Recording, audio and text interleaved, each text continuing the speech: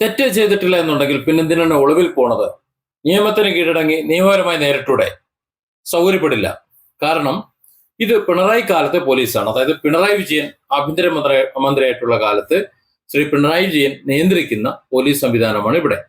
ഇവിടെ കോടതി മാത്രമാണ് നീതിപൂർവമായി ഇപ്പോൾ പ്രവർത്തിക്കുന്നത്.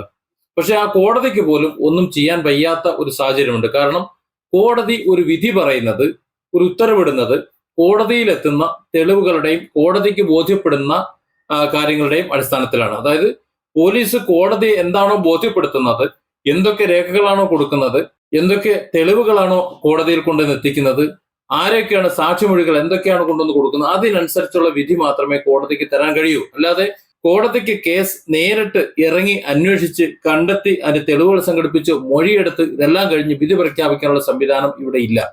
അതുകൊണ്ട് തന്നെ കോടതിയിൽ സത്യസന്ധമായ റിപ്പോർട്ടും കാര്യങ്ങളും ചെന്നാൽ ആ ചെല്ലുന്ന റിപ്പോർട്ടിനനുസരിച്ച് കൃത്യമായ നടപടിയെടുക്കാൻ, നിലപാടെടുക്കാൻ, ശിക്ഷ വിധിക്കാൻ അല്ലെങ്കിൽ വെറുതെ വിടാൻ കോടതിക്ക് സാധിക്കും.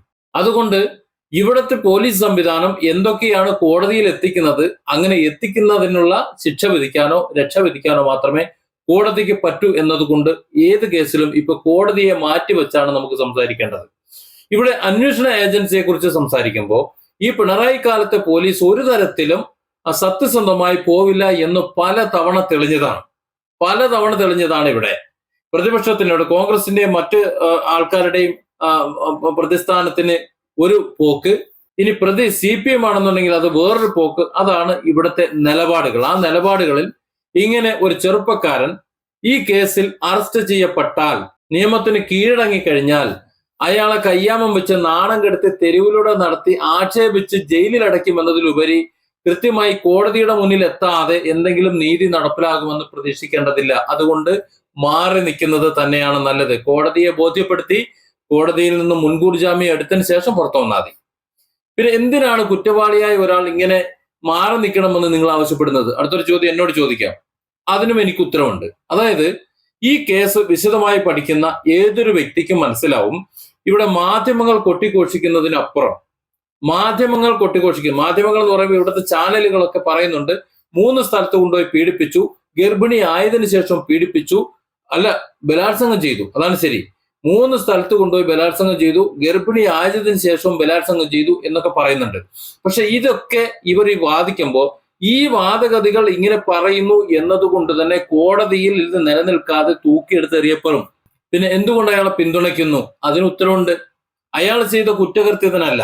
അയാൾ ഒരു ഗർഭിണിയെ മോശമായി അയാളെ എന്തെങ്കിലും പറഞ്ഞിട്ടുണ്ടെങ്കിൽ അതിനെ ഇപ്പോഴും ഞാൻ സപ്പോർട്ട് ചെയ്യുന്നില്ല. പക്ഷേ ആ ഒരു പക്ഷയ്ക്ക് ഒരുപാട് അർത്ഥങ്ങളുണ്ട്. അത്തരത്തിൽ 3 തവണ ബലാത്സംഗം ചെയ്തു, 3 സ്ഥലത്ത് വെച്ച്, അങ്ങനെയാണല്ലോ പറയുന്നത്. ആദ്യത്തെ സ്ഥലത്ത് വെച്ച് ബലാത്സംഗം ചെയ്തു, പിന്നെ രണ്ടാമത് ബലാത്സംഗം ചെയ്യാനായിട്ട് വിളിക്കുമ്പോൾ അങ്ങോട്ട് പോകേണ്ട ആവശ്യമുണ്ടോ? ഇല്ല.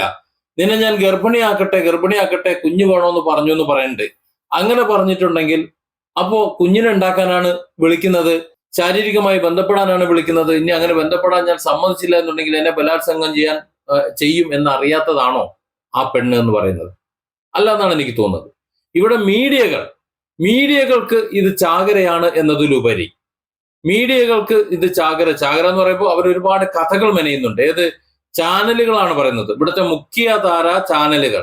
ആ ചാനലുകൾക്ക് ധാരയായി കഥകൾ മെനഞ്ഞുകൊണ്ട് ആ കഥകൾ പറയുന്നു എന്നല്ലാതെ കോടതിയിൽ നിലനിൽക്കുന്നതല്ല ഇതൊന്നും.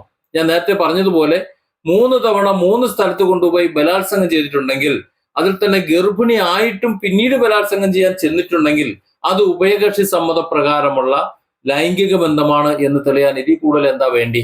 ഈ വാർത്തകൾ വലിയ ആ പറയുന്ന ചെറുപ്പക്കാരനെതിരെ വലിയ വാളായി എടുത്ത് വെട്ടിക്കൊണ്ടിരിക്കുന്ന അതേ സാധനങ്ങൾ തന്നെയാണ് ഈ പറഞ്ഞ വ്യക്തിക്ക് അനുകൂലമായി വരുന്നത് എന്ന് അറിയാത്തവരല്ല മാധ്യമങ്ങൾ.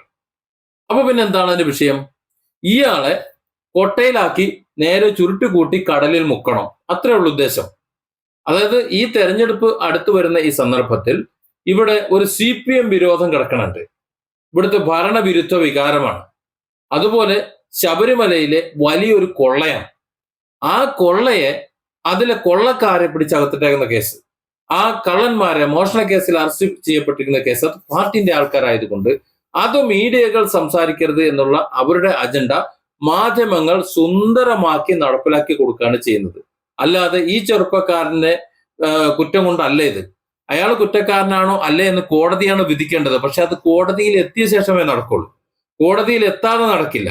കോടതിയിൽ എത്തുന്നതിന് മുമ്പുള്ള നാടകങ്ങൾ ഒഴിവാക്കാൻ ഇയാൾ മാറി നിൽക്കുന്നതാണ് നല്ലത് എന്നുള്ളതാണ് എന്റെ അഭിപ്രായം, ഇവിടുത്തെ നാട്ടുകാരുടെ അഭിപ്രായം, സാധാരണക്കാരായ മുഴുവൻ ആൾക്കാരുടെ അഭിപ്രായം. കോടതി പറയട്ടെ. പിന്നെ ഇപ്പോ അയാളെ അങ്ങോട്ട് അറസ്റ്റ് ചെയ്ത് കയ്യാമം വെച്ച് തെരുവിലൂടെ നടത്തി ജയിലിൽ അടച്ചാൽ അയാൾ ഇപ്പോൾ ഒരു സ്ഥാനം വഹിക്കുന്നുണ്ട്, ഒരു പൊതുപ്രവർത്തകന്റെ സ്ഥാനം. ഒരു മണ്ഡലത്തിലെ മുഴുവൻ ആൾക്കാരും എടുത്ത് തലയിൽ വെച്ചു കൊടുത്താൽ അത് ഭദ്രമായി അദ്ദേഹം അത് ഉത്തരവാദിത്വം നടപ്പിലാക്കുന്നുണ്ട്. വേണമെങ്കിൽ ഒന്ന് രാജിവെപ്പിക്കാം. അതോടുകൂടി മൂപ്പരുടെ ഭാവി എന്നേക്കുമായി നശിപ്പിക്കാം. കാരണം ഇവിടെ ഒരു നേതാവ് ഉണ്ടായിരുന്നു ഇതിനു മുമ്പ്, മുഖ്യമന്ത്രിയായിട്ടുള്ള ആള്. അയാളുടെ മണ്ടയിൽ എടുത്ത് വെച്ചിട്ടുള്ള കുറ്റങ്ങൾ എന്താണെന്ന് നമുക്കറിയാം. അയാളെ ഏതൊക്കെ വിധത്തിലാണ് ഇവിടുത്തെ പോലീസ് കൈകാര്യം ചെയ്ത്, അന്വേഷണ വിഭാഗം കൈകാര്യം ചെയ്തെന്ന് നമുക്കറിയാം.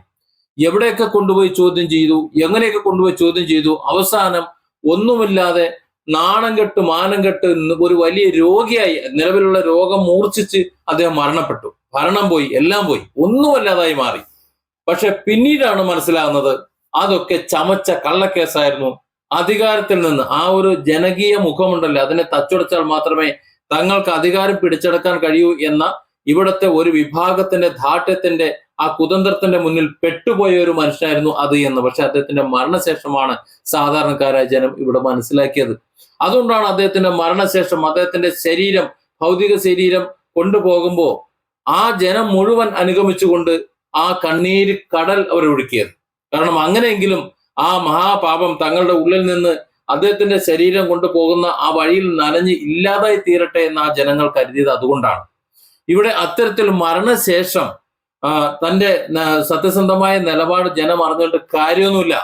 കാരണം ഇവിടെ സത്യസന്ധമായ ഒരു പോലീസ് കേസോ സത്യസന്ധമായ ഒരു അന്വേഷണമോ ഇവിടെ നടക്കില്ല എന്നറിയാവുന്നത് കൊണ്ട് കോടതിയെ ശരണം പ്രാപിച്ചുകൊണ്ട്, കോടതിയെ ബോധ്യപ്പെടുത്തിക്കൊണ്ട് മുന്നോട്ട് പോകുന്ന നിലപാടാണ് നല്ലത് എന്ന് അയാൾക്ക് ആരെങ്കിലും ഉപദേശിച്ചു കൊടുത്തിട്ടുണ്ടെങ്കിൽ, അയാളെ ഉപദേശം സ്വീകരിക്കുന്നെങ്കിൽ അത് തന്നെയാണ് വേണ്ടത്. കാരണം ഇവിടെ ഇപ്പോ കഴിഞ്ഞ ഏതാനും ദിവസം മുമ്പ് വരെ ഒരു ഇരയാണ് എന്ന് നമ്മൾ പറഞ്ഞിരുന്ന അതേ വ്യക്തി, ഇപ്പോ ഇരയുടെ സ്ഥാനത്ത് നിൽക്കുന്ന വ്യക്തി 2 ചെറുപ്പക്കാരുടെ ജീവിതം നശിപ്പിച്ച ആളാണ്. അല്ലെങ്കിൽ ഒരാള് വിവാഹം കഴിച്ച് 1 കൊല്ലം തികയുന്നതിന് മുമ്പ് അടുത്ത ആളുടെ കുഞ്ഞിന് ജന്മം കൊടുക്കാൻ കൂടെ കടന്നു കൊടുത്തിട്ടുള്ളവളാണ് എന്ന് പറയുമ്പോൾ, അത്തരത്തിൽ വാർത്തകൾ പരക്കുമ്പോൾ ആ വാർത്തകൾ കോടതിയുടെ ചെവിയിൽ എത്താതിരിക്കുമല്ലോ, ഇത് അവതരിപ്പിക്കുമല്ലോ.